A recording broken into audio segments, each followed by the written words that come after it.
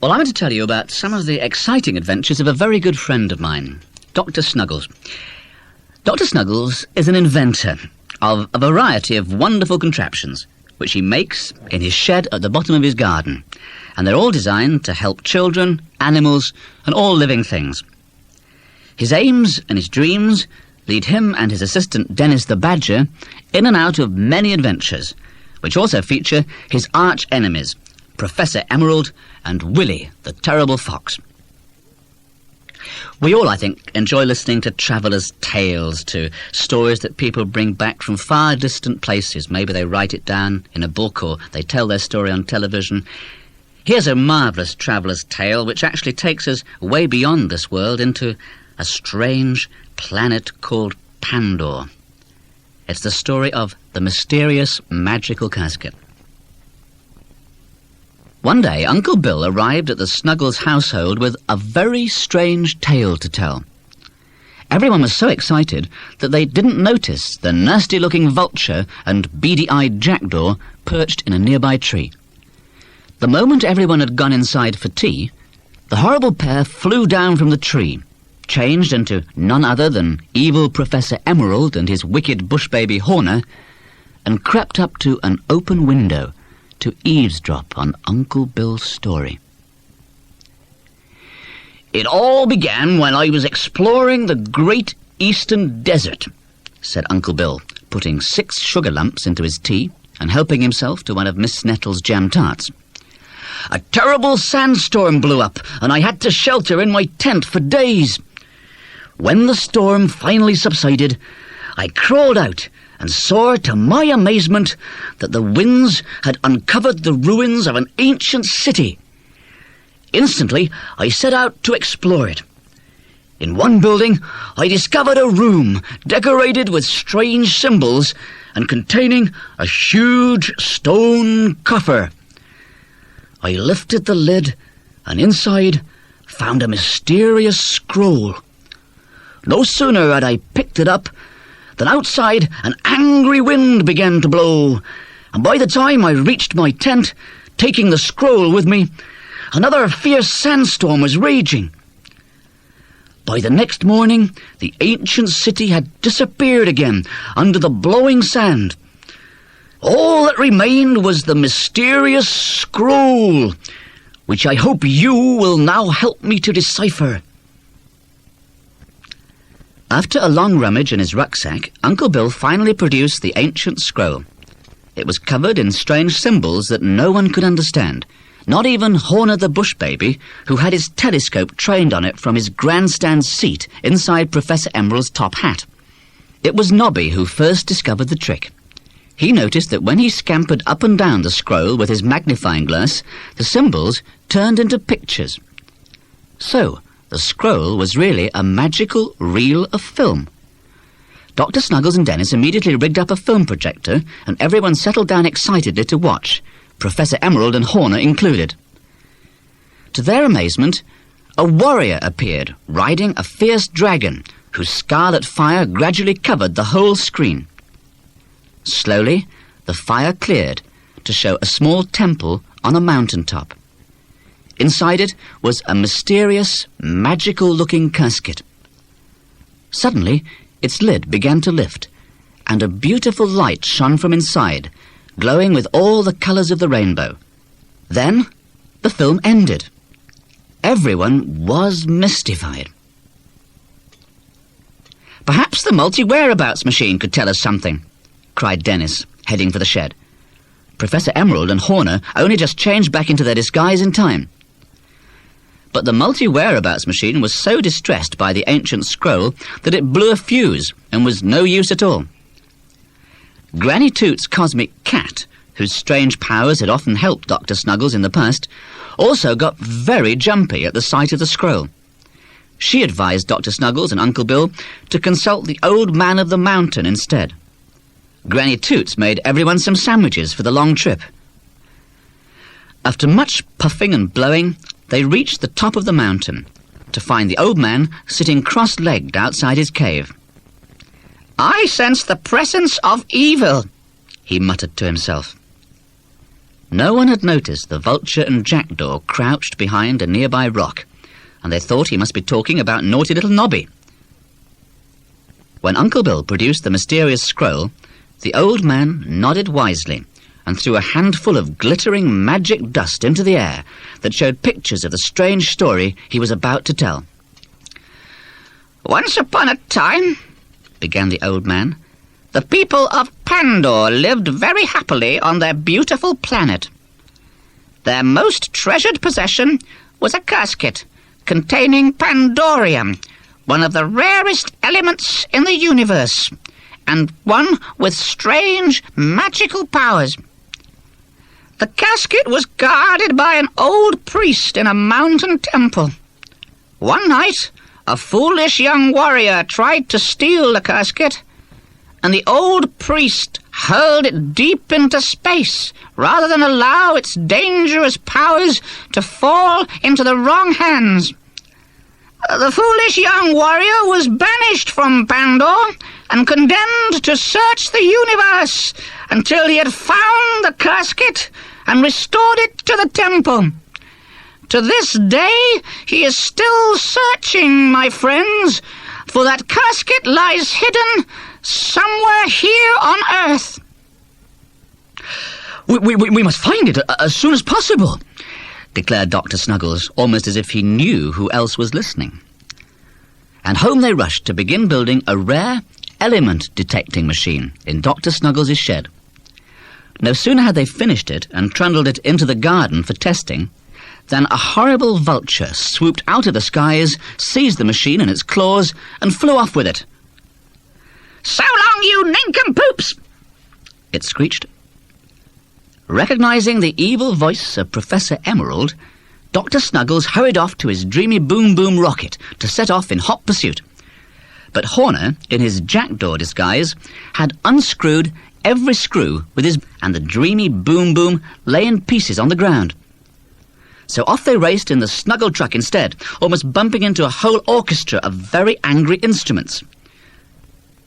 "That dreadful Professor Emerald came by pushing some peculiar machine," wailed the conductor. "He scattered our music all over the place." Kind Dr. Snuggles soon gathered it all up again in the Snuggle truck's special bulldozer attachment.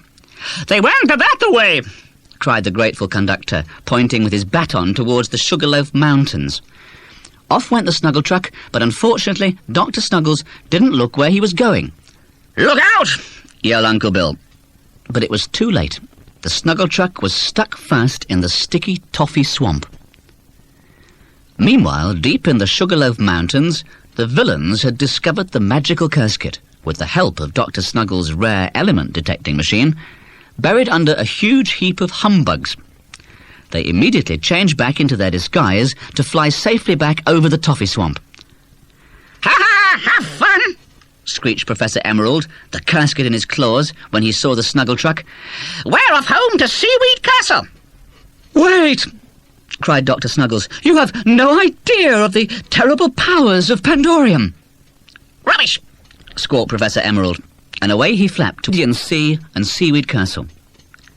By the time Dr. Snuggles and the others had managed to push the Snuggle truck out of the toffee, a beautiful multicoloured glow was coming from the Viridian Sea. "Oh dear," sighed Uncle Bill. "That must be the Pandorium." But far out in space, the warrior from Pandor, now much older and wiser, had also spotted the beautiful glow. Within minutes, he was hurtling towards the Earth in a metal-plated hover tortoise, which was more practical than his dragon, arriving at the shore of the Viridian Sea at the same time as the Snuggle truck. "The Pandorium could destroy the Earth," he cried when he heard the story. "On board the hover tortoise, everyone!" When they reached Seaweed Castle, it was glowing in the lovely Pandorium light, and its slimy green walls had almost disappeared in a tangle of beautiful creepers. "Welcome," cooed Professor Emerald. "Horner has just made a most delicious chocolate cake." "They've been bewitched by the Pandorium," explained the warrior. "But we must find the casket quickly, or the creepers will take over the world." It was Dennis who found it hidden at the top of a tall tower. But when he tried to climb down with it, one of the creepers turned into a snake and would have swallowed him if Nobby's sharp teeth hadn't given it something else to think about. Clever Dennis didn't close the casket until everyone was safely back inside the hover tortoise. For, the moment the lid slammed shut, not only did the beautiful glow disappear and the creepers shrivel up, but Professor Emerald turned into his nasty old self again, storming and stamping with rage at being tricked. Back on the beach, the Space Warrior bade everyone farewell and set off back to Pandor with the long-lost casket. Dr. Snuggles and the others watched until the hover tortoise had disappeared from sight, then drove home as fast as they could. After all, Miss Nettles might have made a chocolate cake for tea too. Well, I'm sure that all of you from time to time have taken part in events to raise money to help deserving causes, maybe a local hospital or to help somebody who really doesn't have all the advantages that you have. Often people do it by holding sponsored walks and things like that. Here's a story now about how Dr. Snuggles and all his friends helped Granny Toots raise some money for her new cat's hospital. The story's called The Sensational Balloon Race. One day, Dr. Snuggles popped into Granny Toots's cat hospital to find the kind old lady in tears. The hospital was far too small for all her patients, and she simply couldn't afford a bigger one. Dr. Snuggles hurried home to inspect his piggy bank. To his dismay, it was almost empty. But just then in burst all his animal friends. "There's going to be a grand balloon race," cried Hugo the frog, "with £1,000 for the winner." "Why, that's just enough to pay for a new cat hospital," exclaimed Dr. Snuggles. I shall build a balloon craft and enter the race myself." "Not with me, you won't," sniffed Nobby Mouse. "I'll make my own balloon craft." Cats were not exactly Nobby's favourite charity. Now, Charlie Rat had overheard the news and went scuttling off to tell his boss, Wicked Willy Fox. Willy's eyes gleamed greedily. He wouldn't waste the prize money on cats either.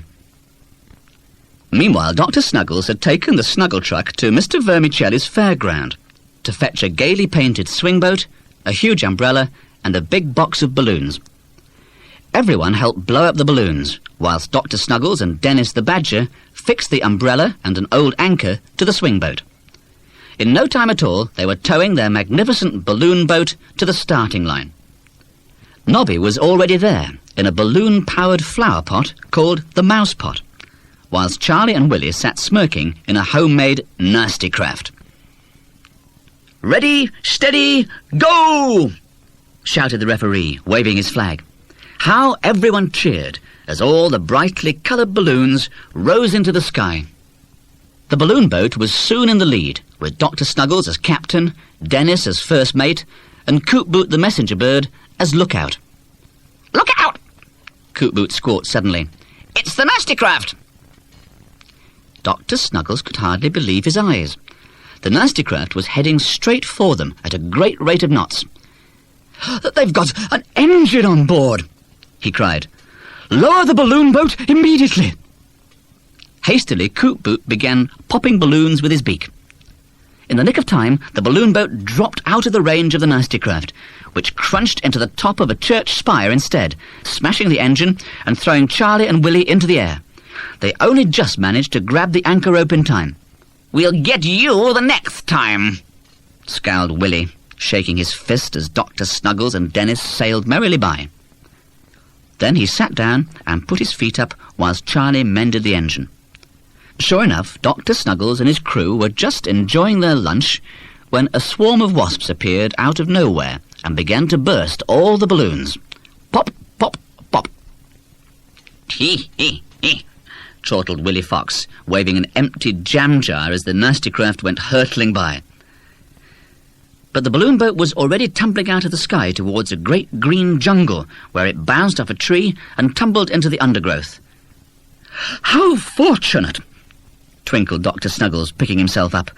"This happens to be a gum tree, Dennis, so we can use the gum to mend the burst balloons."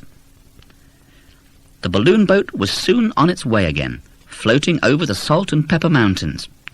Dr. Snuggles was just beginning to think that Granny Toots would get her cat hospital after all, when a fierce storm began to gather. The balloon boat was soon surrounded by angry black thunderclouds.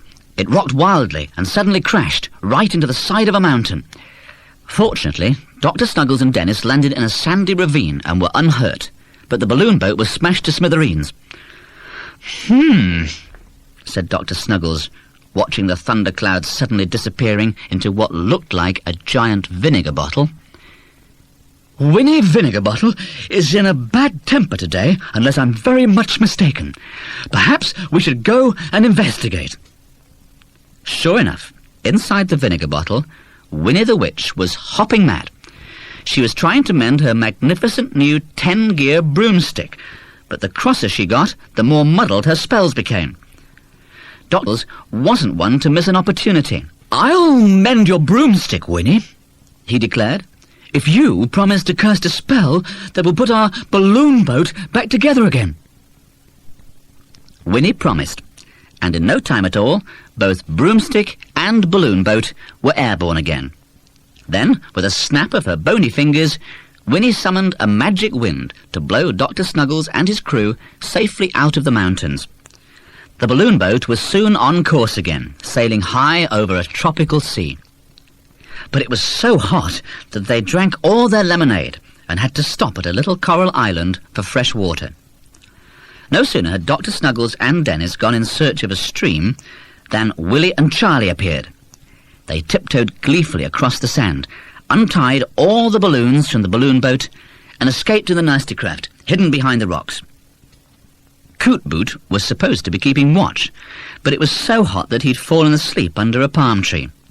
And when Dr. Snuggles and Dennis returned, the balloons were drifting so far away that not even Coot Boot could catch them. So the balloon boat was grounded and the crew marooned.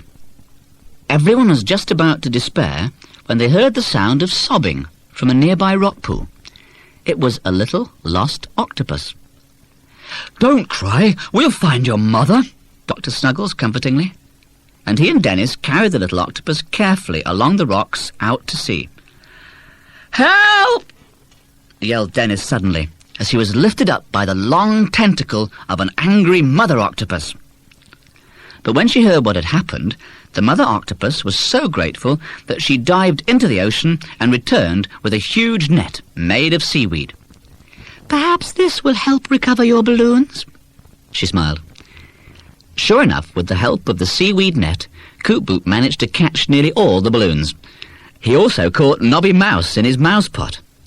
Nobby got very cross and shook his fist as he set off again towards the mainland, hard on the heels of the nasty craft. As soon as they spotted him, Charlie and Willie started to aim darts at his balloon. "Got him!" screeched Willie triumphantly, as the mouse pot suddenly plummeted from the sky. Luckily, Nobby landed in the middle of a river. But was he so lucky? For the river was sweeping him towards a terrible waterfall. Just in time, he found himself scooped out of the water and safe and sound inside Dr. Snuggles' balloon boat. Thank you for rescuing me, he whispered, as the balloon boat set off once more. I'm sorry I was so cross. The nasty craft is sure to win now, muttered Dennis, feeling rather cross himself. Don't be too sure about that, chuckled the doctor. And there, turning round and round on the sails of a nearby windmill, were the remains of a wrecked nasty craft and two furious-looking villains. "Hooray, we're going to win after all!" cried Dennis joyfully. And win they did, floating over the finishing line to a great roar of applause from the waiting crowd. But no one was quite as overcome with happiness as dear old Granny Toots, when Dr. Snuggles proudly presented her with £1,000 for a brand new cat hospital. I think that all of us would like to have somebody like Mathilda Junkbottom around the house, because Mathilda is a very useful person. In fact, she's a robot, really, but she does things like washing up and cleaning up. And as long as she doesn't go wrong, which occasionally she does, she's a wonderful person to have around the house. Here's the story of how Mathilda came about. It's called The Inventing of Mathilda Junkbottom. Dr. Snuggles' housekeeper, Miss Nettles, was busy making jam tarts in the kitchen. It was at times like these that Dr. Snuggles wondered what in the world he and his household would do without her. Unfortunately, Miss Nettles didn't always feel the same about them. Take today, for example. No sooner had Miss Nettles turned her back than Nobby Mouse scuttled across the table and poked his nose into the jam jar. Wham went Miss Nettles' rolling pin. Nobby was lucky to escape with his whiskers, but still managed to grab a jam tart as he fled. "That's the last straw," cried Miss Nettles. "I'm handing in my notice this very instant."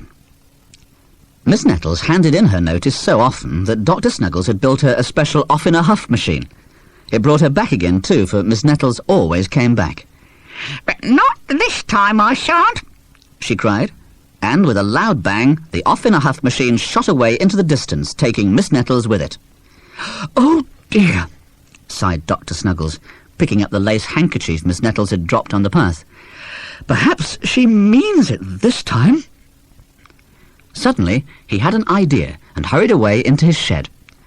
Quickly, he pulled a lever, and one of his magnificent inventions, the multi-whereabouts machine, rose slowly through a trapdoor in the shed floor. Dr. Snuggles could find out where Miss Nettles had gone simply by feeding her handkerchief into it.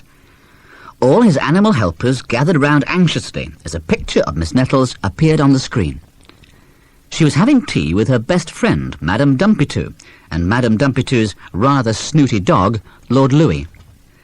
"It's those dreadful spiders all over the house," she sobbed, taking a large slice of chocolate cake. "And that dreadful Nobby Mouse, not to mention all that cleaning and cooking with no one to help me." "Well, I never," gasped Dr. Snuggles, switching off the multi-whereabouts machine. "I always thought Miss Nettles liked all that cooking and cleaning. I shall invent a robot to do it all for her this very day." Everyone helped. The mice and the rabbits, Dennis the badger, and Roger the bat, all rushed around collecting any spare nuts and bolts and bits of metal they could find. Then Dr. Snuggles set to work. The first robot looked impressive, but blew up the moment Dr. Snuggles gave it an order. So Dennis got out his badgergraph machine to design one properly. It turned out to be a lady robot. She had soup can arms and legs, flashbulb eyes, biscuit tins for her body and head, and an old bucket for a skirt. When she was finished, Dr. Snuggles flipped her switches and twisted her dials. Then, to everyone's delight, she clanked majestically across the shed, shot a shower of heart-shaped cards out of her mouth, seized Dr. Snuggles in her soup can arms, and began to dance with him. "Well, at least she works," spluttered Dr. Snuggles, struggling out of her clutches. "What shall we call her?" cried Dennis when he'd stopped laughing. Dr. Snuggles thought for a while. "Mathilda Junkbottom," he declared, and christened her with a squirt of oil. Then he wrote a nice letter to Miss Nettles and sent Coot-Boot the messenger bird off to deliver it. Miss Nettles was over the moon when she learnt about her new helper. "I shall return to the Snuggles household immediately," she declared. "But what about those dreadful spiders?" protested Madame Dumpetoo. "And that dreadful Nobby Mouse," shuddered Lord Louis. But Miss Nettles was already climbing happily back on board her off-in-a-huff machine. Coot-Boot flew on ahead with the good news, only to find that Mathilda Junkbottom had collapsed in a sad heap on the floor of the shed. "She seems to have simply lost heart," sighed Dr. Snuggles in despair. "That's it," he declared triumphantly. "We must give Mathilda a heart." He stared thoughtfully at Ticker, his pocket watch. "Perhaps you do." "Oh, no," cried Ticker. "You're far too absent-minded to manage without me." So Benji and Freddy the rat scampered off to fetch the alarm clock from Dr. Snuggles' bedroom. The alarm clock was always bored, stuck up in that lonely bedroom all day, and at first he was delighted at the thought of some excitement. But he didn't like the idea of being somebody's heart at all. And in a trice he was down the stairs, across the garden, and disappearing as fast as he could into the woods. A search party was called out, and it wasn't long before Dr. Snuggles, bouncing along on his duck-handled umbrella, found the little alarm clock hiding in the bushes. I don't want to be a heart. I don't want to be a heart. He ticked frantically. But you're not going to be just anyone's heart, soothed Dr. Snuggles. Just you wait and see. And back to the shed he went, with the alarm clock tucked safe and sound inside his pocket. Well, the moment the alarm clock saw Mathilda Junkbottom, he quickly changed his mind. He wouldn't mind being her heart. She's so beautiful, he breathed, his tick getting faster and faster. Meanwhile, Miss Nettles had come home to find Nobby Mouse helping himself to cheese from the larder. It's that mouse again, she shrieked. And grabbing her broom, she shooed him angrily out of the house and chased him into the wood on her bicycle, still brandishing the broom. Yoo-hoo! Nobby cheekily from the far side of an overhanging branch. Sure enough, the branch swept Miss Nettles right off her bicycle and left her dangling in mid-air. Naughty Nobby scampered home, feeling even naughtier than he usually did. Once back on her feet again, Miss Nettles stormed off to Dr. Snuggles' shed to hand in her notice. And who should open the door but Mathilda Junkbottom, complete with her brand-new heart. Before Miss Nettles knew what was happening, the robot had clutched her happily round the waist and was whirling her round and round the shed, through the door and out into the garden. Help! Shrieked Miss Nettles. But before Dr. Snuggles could reach her, there was a loud splash, as she and Mathilda Junkbottom pirouetted right through the pond and out the other side. Put me down, you old junk heap! Screeched a dripping Miss Nettles. Poor Mathilda's feelings were so hurt that she did. Miss Nettles headed straight back to her off in a huff machine. But she never actually set off, for suddenly she spotted Mathilda lumbering towards the house, anxious to make amends by showing how good at housework she was. My kitchen! Cried Miss Nettles in dismay. But it was too late. Mathilda had started on the washing up, and a torrent of soapy water was gushing out through the door because she'd forgotten to turn off the taps. Miss Nettles fainted on the spot. Hey, my mouse hole's in that kitchen! Yelled Nobby. And then he did a very brave thing. He jumped onto a cookery book that was floating past, paddled to the sink using a wooden spoon, and managed to turn off the taps.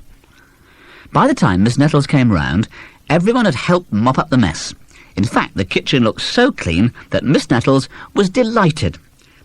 Very well, I shall stay, she declared. And so shall Mathilda, if she promises only to do as she's told.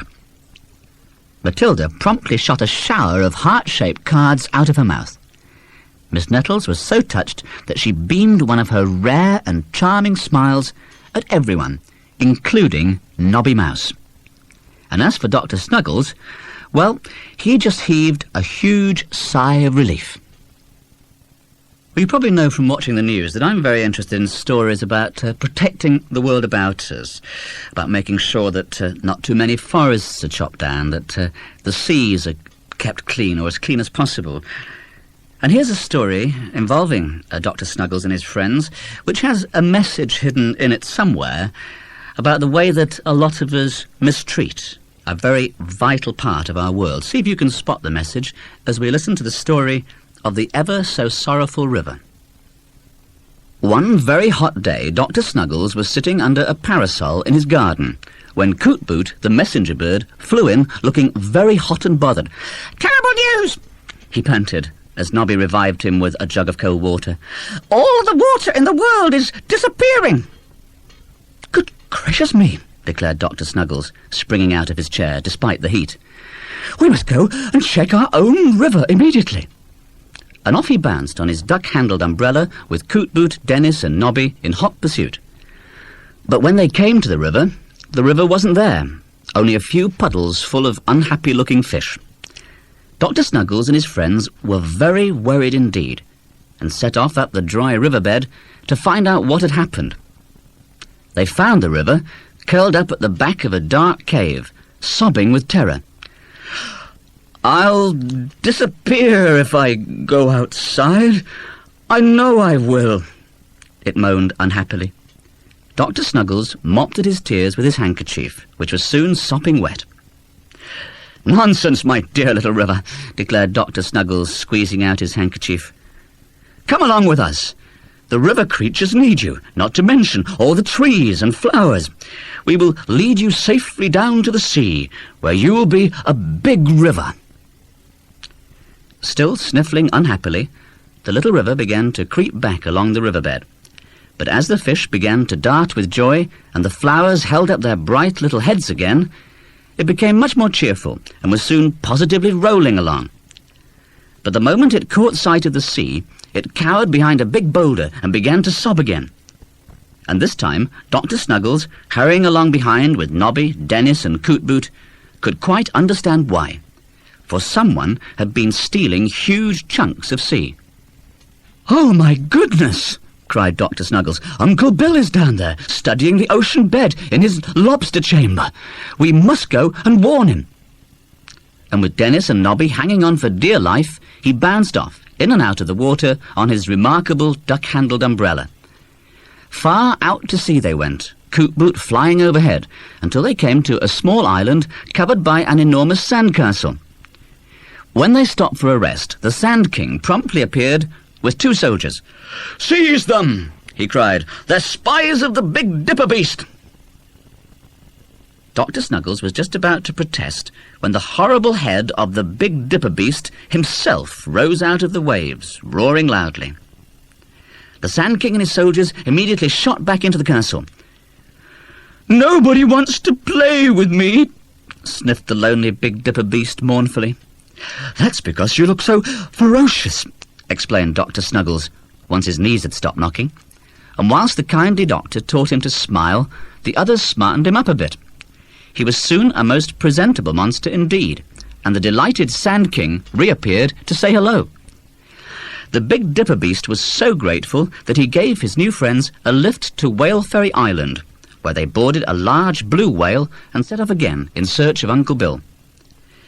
When the whale came up for a breath of air, they had a stroll along its back, and saw, to their horror, that they were surrounded by big black sharks. Any last requests before we gobble you up? Inquired the biggest and blackest. "Could you please warn Uncle Bill that the water is disappearing?" quavered Dr. Snuggles, whilst the others closed their eyes tightly and waited for the worst. But at the mention of their good friend Uncle Bill, the sharks decided not to eat anyone after all. Indeed, after Dr. Snuggles had produced 4 diving suits from his wonderful doctor's bag, the sharks escorted them all down to Uncle Bill's specially designed lobster chamber on the ocean bed. "What will happen to the poor sea creatures?" cried Uncle Bill when he heard the news. "We must return home immediately and consult the cosmic cat before it's too late," declared Dr. Snuggles. "He'll know who's been stealing the sea." And leaving Uncle Bill behind to cope with any emergency, they took the flying fish service home. Meanwhile, the cosmic cat, whose strange powers had told him he was needed, was already waiting in Dr. Snuggles' shed. And the very moment Dr. Snuggles mentioned the stolen water, a picture of outer space appeared in his eyes. "So," declared Dr. Snuggles, "somebody up there has been stealing our water. Into the dreamy boom-boom, everyone!" And in no time at all, Dr. Snuggles' rocket was hurtling into space in search of the thief. On the way, they passed the lavender cloud sheep, who usually sang so beautifully. But now their throats felt so dry they could hardly raise a bleat. And there on his cloud was Woogie, the freckled camel, staring into his beloved teapot, which was empty, except for a shriveled-up tea bag. "It's those sloppies from the sloppy planet," he snivelled dismally. "They haven't left me enough water for a single cup of tea." "So, the sloppies are the culprits," exclaimed Dr. Snuggles, consulting his and turning the rocket in the right direction.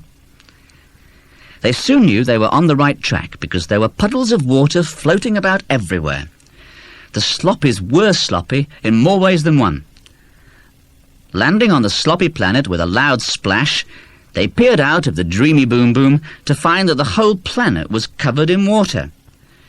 With the aid of one of Dr. Snuggles' special spanners, Dennis quickly converted the dreamy boom boom bathtub into a motor bath. And then over the water they zoomed until they came to a group of sloppies who were busy carving huge chunks of water into tables and chairs. They were the planet's water masons, and Dr. Snuggles recognized their Grand Master by the rainbow-coloured sash he was wearing. Dr. Snuggles explained that the Earth needed its water to live.